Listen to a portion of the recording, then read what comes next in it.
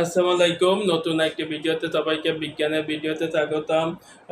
Bronze বা পিতল 60% থাকে, তামা 40% থাকে, দত্তা।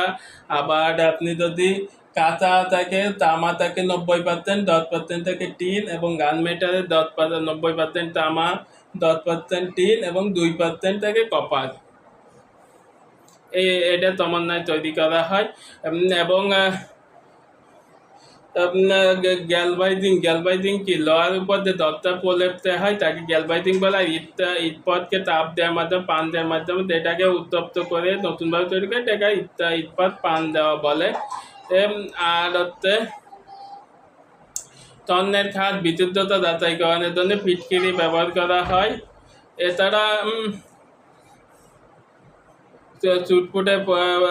চুটপেস্টে তাকে ফলো করে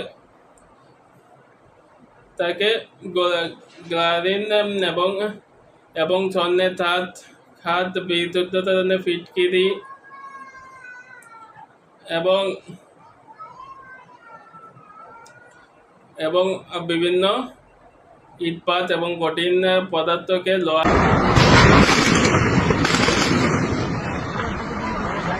এবার কিন্তু গুলি এই যে বারুদের গন্ধ।